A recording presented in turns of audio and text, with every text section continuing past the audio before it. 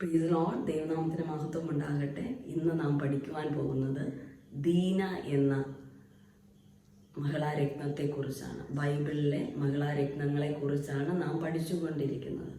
ദീന എന്ന ബൈബിളിലെ മഹിളാരത്നത്തെക്കുറിച്ചാണ് നാം ഇന്ന് പഠിക്കുവാൻ പോകുന്നത്. ദീന ആരാണ്?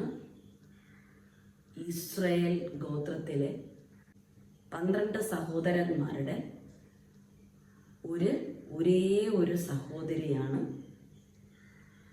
ദീന. ലേയിലാണ്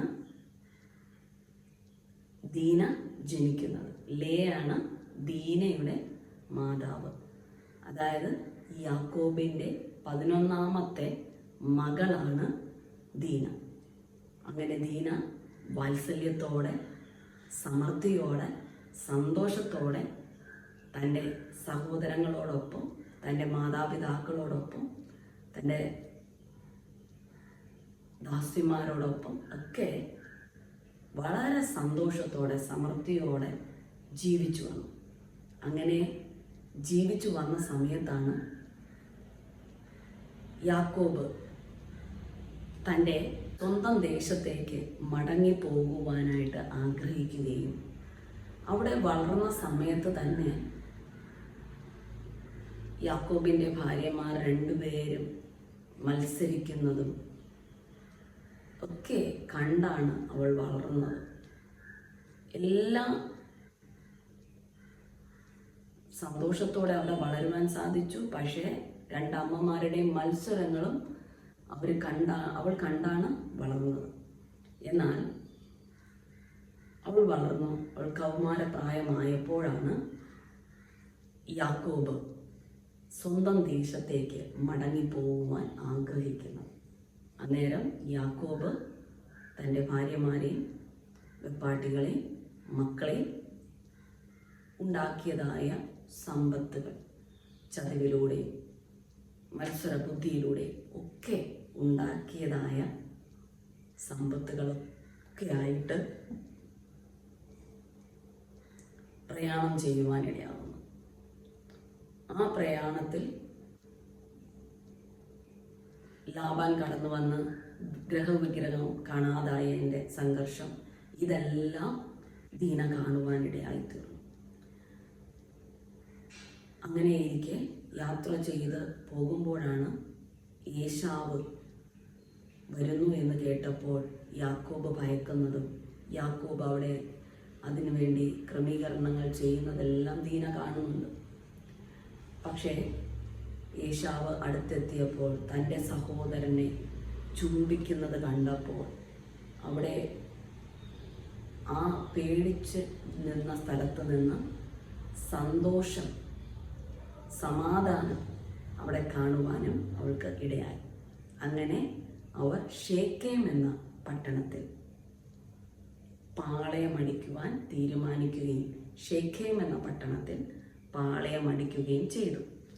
ഉൽപ്പത്തി പുസ്തകം 34-ാം അധ്യായം 1-ാം വാക്യം മുതൽ നമ്മൾ വായിക്കുമ്പോൾ ദീനയ്ക്ക് എന്താണ് സംഭവിച്ചതെന്ന് നമുക്ക് കാണുവാൻ സാധിക്കും. ലേയ യാക്കോബിന് പ്രസവിച്ച മകളായ ദീന ദേശത്തിലെ കന്യകമാരെ കാണുവാൻ പോയി. അവൾ ആ ദേശത്ത് ചെന്ന് പാർത്തപ്പോൾ അവിടെയുള്ള പുതിയ സുഹൃത്തുക്കളെ ഉണ്ടാക്കുവാനായിട്ട് അവൾ ആ ദേശത്തിലെ കന്യകമാരെ കാണുവാനായിട്ട് ഇറങ്ങിത്തിരിച്ചു. വീട്ടിൽ തൻ്റെ സഹോദരന്മാർ ഇല്ലാതിരുന്ന സമയത്താണ് അവൾ ഇറങ്ങിത്തിരിക്കുവാനിടയായി തീർന്നത്. എന്നാറെ ഹിത്യനായ ഹാമോരിൻ്റെ മകനായ ഈ ദേശത്തിൻ്റെ പ്രഭുവായ ഷേക്കേം അവളെ കണ്ടിട്ട് പിടിച്ചു കൊണ്ടുപോയി അവളോട് കൂടെ ശയിച്ചു. അവൾക്ക് പോരായിക വരുത്തി. അങ്ങനെ അവൾ ആ ദേശത്തിൽ കൂടെ സഞ്ചരിച്ച സമയത്ത് ആ ദേശത്തിലെ പ്രഭുവായ ഹാമാരിൻ്റെ മകൻ, ആ ദേശത്തിലെ ഒരു വലിയ പ്രഭു ഉണ്ടായിരുന്നു, അയാളുടെ പേര് ഹാമാർ എന്നാണ്. ആ ഹാമാരിൻ്റെ മകൻ ഷേക്കേമിന് ഇവളെ കണ്ടപ്പോൾ ഇവളോട് മോഹം തോന്നുകയും ഇവളെ ബലാത്കാരമായി പിടിച്ചു കൊണ്ടുപോയി ശയിക്കുകയും ചെയ്തു. ഇതാണ് ആദ്യത്തെ റേപ്പിംഗ്. ബൈബിളിൽ പറയുന്നതായ ആദ്യത്തെ റേപ്പിംഗ് ആണ് നാം ഈ കാണുന്നത്. ദീനയെ ഷെഖേം റേപ്പ് ചെയ്യുവാൻ ഇടയായിത്തീർന്നു.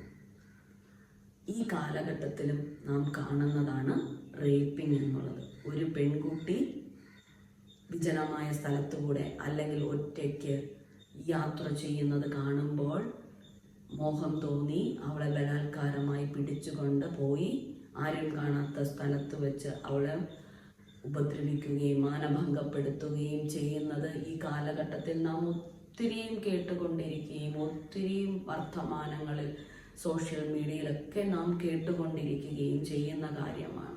അതിലൂടെ ആ കുട്ടിക്കും ആ കുട്ടിയുടെ മാതാപിതാക്കൾക്കും അതുപോലെ റേപ്പ് ചെയ്തതായ വ്യക്തിക്കും അവരുടെ മാതാപിതാക്കൾക്കും അവരുടെ കുടുംബങ്ങൾക്കും സമൂഹത്തിലുമൊക്കെ വളരെ പ്രശ്നങ്ങൾ സൃഷ്ടിച്ചു കൊണ്ടിരിക്കുന്നത് നമുക്ക് കാണുവാൻ സാധിക്കും. അത് തന്നെയാണ് ഇവിടെയും സംഭവിക്കുവാനിടയായത്. അവൻ്റെ ഉള്ളം യാക്കോബിൻ്റെ മകളായ ദീനയോട് പറ്റിച്ചേർന്നു.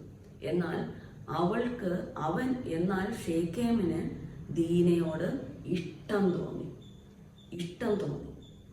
അവളെ ഉപേക്ഷിക്കുവാൻ അവൻ ആഗ്രഹിച്ചില്ല. അവൻ ബാലയെ സ്നേഹിച്ചു. ബാലയോട് ഹൃദ്യമായി സംസാരിച്ചു. അവൻ അവളെ സ്നേഹിച്ചു. അവൾക്കൊരു 13-14 വയസ്സ്, കൗമാരപ്രായം തുടങ്ങിയതായ സമയത്താണ്. അത്രയേ കാണത്തുള്ളൂ. അപ്പോൾ അതുകൊണ്ടാണ് ഇവിടെ ബാല എന്ന് പറയുന്നത്. ബാലയെ അവൻ സ്നേഹിച്ചു. അവൾ ബാലയോട് സംസാരിച്ചു. ഷേക്കേം തൻ്റെ അപ്പനായ ഹാമോരിനോട് ഈ ബാലയെ എനിക്ക് ഭാര്യയായിട്ട് എടുക്കണം എന്ന് പറഞ്ഞു. പണ്ട് കാലങ്ങളിൽ 12 വയസ്സായി കഴിഞ്ഞാൽ പ്രായപൂർത്തി ആയി എന്നാണ് പറയുന്നത്. 12 വയസ്സ് കഴിഞ്ഞാൽ വിവാഹം കഴിച്ച് കൊടുക്കാറുണ്ട് പണ്ട് കാലങ്ങളിൽ. എൻ്റെ അമ്മൂമ്മയെ എൻ്റെ അപ്പൂപ്പൻ വിവാഹം കഴിച്ചത് 13-ാം വയസ്സിലാണെന്ന് ഞാൻ കേട്ടിട്ടുണ്ട്. അതുപോലെ എൻ്റെ അമ്മയുടെ ഏറ്റവും മൂത്ത ചേച്ചീനെ വിവാഹം കഴിച്ചത് 16-ാം വയസ്സിലാണെന്ന് ഞാൻ കേട്ടിട്ടുണ്ട്. പണ്ട് കാലങ്ങളിൽ പ്രായപൂർത്തിയാകുന്നത് 12 വയസ്സ് കഴിയുമ്പോൾ പ്രായപൂർത്തിയായി എന്നാണ് അവർ കണക്കാക്കുന്നതും. ആ കുട്ടിയെ ആരെങ്കിലും ചോദിച്ചു കഴിഞ്ഞാൽ അവർക്ക് വിവാഹം കഴിച്ചു കൊടുക്കുകയും ചെയ്യാറുണ്ട്.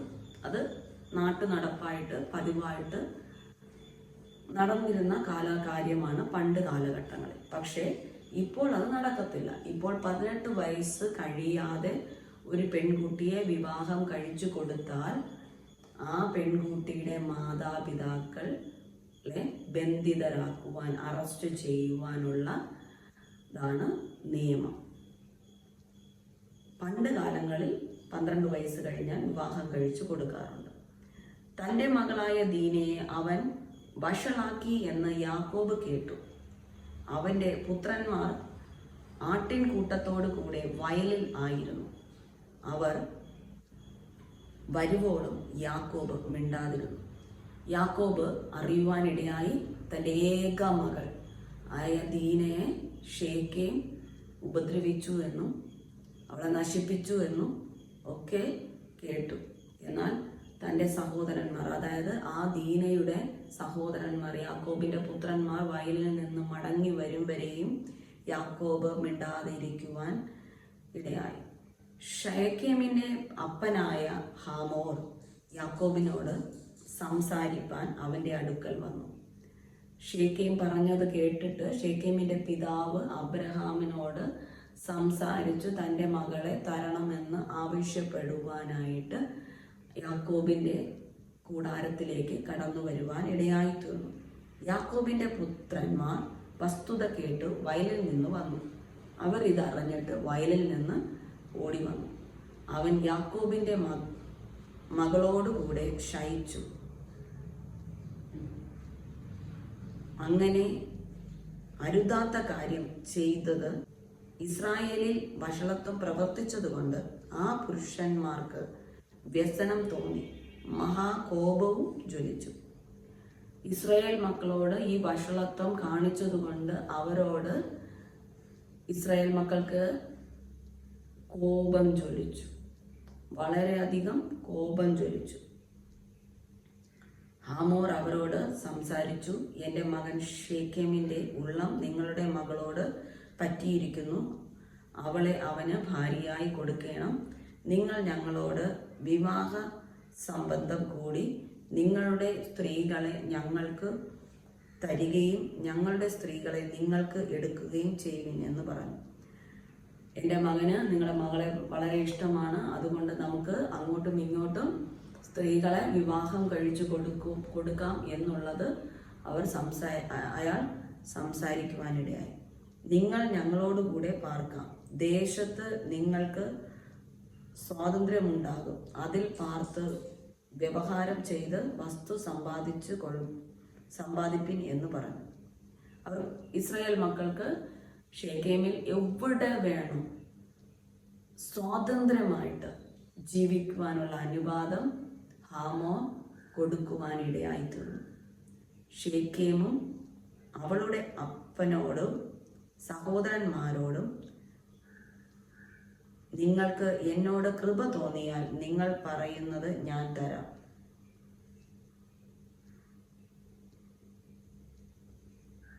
ഷേക്കെം അവളുടെ അപ്പനോടും സഹോദരന്മാരോടും പറഞ്ഞു, നിങ്ങൾക്ക് എന്നോട് കൃപ തോന്നുകയാണെങ്കിൽ നിങ്ങൾ ചോദിക്കുന്നതെല്ലാം ഞാൻ തരാമെന്ന് പറയുവാനിടയായിത്തീർന്നു.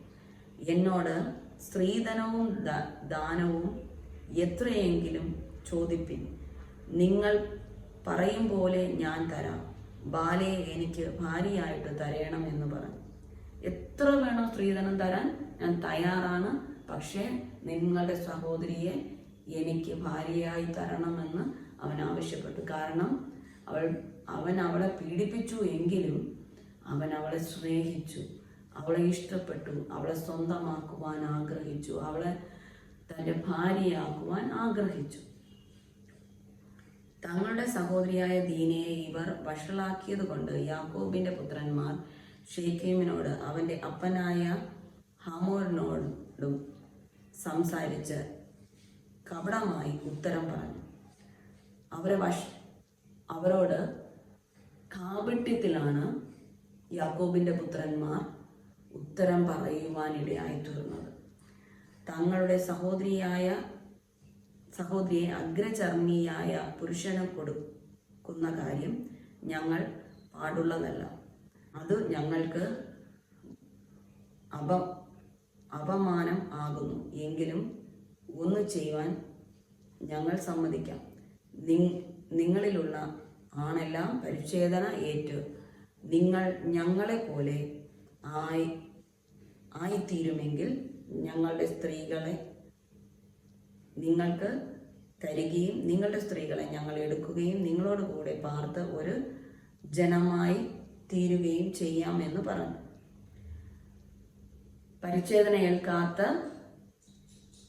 വ്യക്തികളുമായിട്ട് നമുക്ക് ചേരുവാൻ സാധിക്കുകയില്ല. അതുകൊണ്ട് നിങ്ങളെല്ലാവരും പരിച്ഛേദന ഏൽക്കുക. നിങ്ങളുടെ ഗോത്രത്തിലുള്ള സകലവരും നിങ്ങളുടെ ദേശത്തിലുള്ള സകല ആണുങ്ങളും പരിച്ഛേദന ഏൽക്കുകയാണെങ്കിൽ ഞങ്ങളുടെ സ്ത്രീകളെ നിങ്ങൾക്കും തരാം, നിങ്ങളുടെ സ്ത്രീകളെ ഞങ്ങളും എടുക്കോളാം, നമുക്കൊരു ജനമായി മാറാമെന്ന് അവർ കാപട്യം പറയുവാനിടയായിട്ടുണ്ട്. അത് വിശ്വസിച്ച് 17-ാം വാക്യം, പരിച്ഛേദന ഏൽക്കുന്നതിൽ ഞങ്ങളുടെ വാക്ക് സമ്മതിക്കാഞ്ഞാലോ ഞങ്ങൾ ഞങ്ങളുടെ ബാലയെ കൂട്ടിക്കൊണ്ടു പോകും എന്ന് പറഞ്ഞു. അവരുടെ വാക്ക് ഹാമോറിനും ഹാമോറിന്റെ മകനായ ഷേക്കെമിനും ബോധിച്ചു. ആ യൗവനക്കാരനും യാക്കോബിന്റെ മകളോട് അനുരാഗം വർദ്ധിച്ചതുകൊണ്ട് അവൻ ആ കാര്യം നടത്തുവാൻ താമസം ചെയ്തില്ല. അവൻ തൻ്റെ പിതൃഭവനത്തിൽ എല്ലാവരിലും ശ്രേഷ്ഠനായിരുന്നു. അങ്ങനെ ഹാമോരും അവൻ്റെ മകനായ ഷേക്കെമും തങ്ങളുടെ പട്ടണ ഗോപുരത്തിങ്കൽ ചെന്ന് പട്ടണത്തിലെ പുരുഷന്മാരോട് സംസാരിച്ചു. അവൻ അത്രയും ദീനയെ ഇഷ്ടപ്പെട്ടിരുന്നുകൊണ്ട് അവരത് ഏറ്റെടുക്കുകയും അവർ പട്ടണത്തിൽ ചെന്ന് പട്ടണത്തിലെ പുരുഷന്മാരോട് സംസാരിക്കുവാനും ഇടയായിത്തീർന്നു. ഈ മനുഷ്യർ നമ്മോട് സമാധാനമായിരിക്കുന്നു, അതുകൊണ്ട് അവർ ദേശത്ത് പാർത്ത് വ്യാപാരം ചെയ്യട്ടെ, അവർക്ക് നമുക്ക് മതിയാവും വണ്ണം ദേശം വിസ്താരമുള്ളതല്ലോ. അവരുടെ സ്ത്രീകളെ നാം വിവാഹം കഴിക്കുകയും നമ്മുടെ സ്ത്രീകളെ അവർക്ക് കൊടുക്കുകയും ചെയ്യുക എന്ന് പറഞ്ഞു. എങ്കിലും അവർ പരിച്ഛേദന ഉള്ളവരായി ഇരിക്കും പോലെ നമ്മളിലുള്ള ആണെല്ലാം പരിച്ഛേദന ഏറ്റാൽ മാത്രമേ അവർ നമ്മോട് കൂടെ പാർത്ത് ഒരു ജനമായി തീരുകയുള്ളൂ എന്ന് പറഞ്ഞു. അവരുടെ ആട്ടിൻകൂട്ടവും സമ്പത്തും മൃഗങ്ങളൊക്കെയും നമുക്ക് ആകെയില്ലയോ? അവർ പറയും വണ്ണം സമ്മതിച്ചാൽ മതി, എന്നാൽ അവർ നമ്മോട് കൂടെ പാർക്കും എന്ന് പറഞ്ഞു. അങ്ങനെ നാം ആകുമ്പോൾ അവർക്കുള്ള സമ്പത്തുക്കൾ, അവരുടെ ആട്ടുകൂട്ടങ്ങൾ എല്ലാം നമുക്കും കൂടെ ലഭിക്കുമല്ലോ എന്ന് ശേഖേമിന്റെ അപ്പൻ പറയുവാനിടയായിത്തീർന്നു. അപ്പോൾ ഹമോരിന്റെ പട്ടണക്കാർ എല്ലാവരും അവന്റെയും മകൻ ശേഖേമിന്റെയും വാക്ക് കേട്ട് പട്ടണക്കാരിൽ ആണെല്ലാം പരിച്ഛേദനയേറ്റു. 3-ാം ദിവസം അവർ വേദനപ്പെട്ടിരിക്കുമ്പോൾ യാക്കോബിന്റെ 2 പുത്രന്മാരായി ദീനയുടെ സഹോദരന്മാരായ ശിമയോനും ലേവിയും താന്താന്റെ വാൾ എടുത്ത് നിർഭയമായിരുന്നു പട്ടണത്തിന്റെ നേരെ ചെന്ന് ആണിനെയൊക്കെയും കൊന്നുകളഞ്ഞു. അവർ ഹാമോരിനെയും അവന്റെ മകനായ ശേഖേമിനെയും വാളിന്റെ വായ്ത്തല കൊണ്ട് ദീനയെ ശേഖേമിന്റെ വീട്ടിൽ നിന്ന് കൂട്ടിക്കൊണ്ടുപോന്നു. എന്നാൽ എന്താണ് ചെയ്തത്? ശിമയോനും ലേവിയും അവരുടെ വാളെടുത്ത് അവിടെ കടന്നു ചെന്ന് പട്ടണത്തിലുള്ള സകല പുരുഷന്മാരെയും കൊന്നൊടുക്കി. എന്നിട്ട് ദീനയെ അവരുടെ ഭവനത്തിൽ നിന്ന് മടക്കി കൊണ്ടുവരുവാനിടയായി തീർന്നു. പിന്നെ യാക്കോബിന്റെ പുത്രന്മാർ നിഹതന്മാരുടെ ഇടയിൽ ചെന്ന് ഞങ്ങളുടെ സഹോദരിയെ അവർ വഷളാക്കിയതുകൊണ്ട് അവർ അവരുടെ ആട്, കന്നുകാലി, കഴുത ഇങ്ങനെ പട്ടണത്തിലെ വെളിയിലുള്ളവയൊക്കെയും അപഹരിച്ചു. അവർ ആ പട്ടണത്തിലുള്ള സകലതും, പട്ടണത്തിലും വെളിയിലും ഒക്കെ ഉള്ള സകലതും അപഹരിക്കുവാനിടയായിത്തീർന്നു. അവരുടെ സമ്പത്തൊക്കെയും എല്ലാം പൈതങ്ങളെയും സ്ത്രീകളെയും അവർ കൊണ്ടുപോയി. വീടുകളിൽ ഉള്ളതൊക്കെയും കൊണ്ടുപോയി കൊള്ളയിട്ടു. അവരെന്താണ് ചെയ്തത്? അവിടെയുള്ള സകലതും നശിപ്പിച്ച് അവരുടെ സ്വത്തുവകകളും സമ്പത്തുകളും എല്ലാം എടുത്തു. അവരുടെ സ്ത്രീകളെയും കുട്ടികളെയും എല്ലാം അവർ അപഹരിക്കുവാനിടയായി തീർന്നു. അപ്പോൾ യാക്കോബ് ശിമയോനോടും ലേവിയോടും, ഈ ദേശവാസികളായ കനാന്യരുടെയും ഫെലിസ്ത്യരുടെയും ഇടയിൽ നിങ്ങൾ എന്നെ നാറ്റിച്ചു വിഷമത്തിലാക്കിയിരിക്കുന്നു. ഞാൻ ആൾ ചുരുക്കമുള്ളവനല്ലോ. അവർ എനിക്ക് വിരോധമായി കൂട്ടം കൂടി എന്നെ തോൽപ്പിക്കുകയും ഞാനും എൻ്റെ ഭവനവും നശിക്കുകയും ചെയ്യും എന്ന് പറഞ്ഞു. ഇത് അറിഞ്ഞ യാക്കോബ് ശിമയോനോടും ലേവിയോടും, നമ്മൾ ആൾക്കൂട്ടത്തിൽ ചെറുതാണെന്നും അവർ കൂട്ടം കൂടി നമ്മെല്ലാം നശിപ്പിക്കുമെന്നും പറയുവാനിടയായി. നിങ്ങൾ എന്തിനാണ് ഇങ്ങനെ ചെയ്തു എന്ന് അവരോട് ചോദിച്ചു.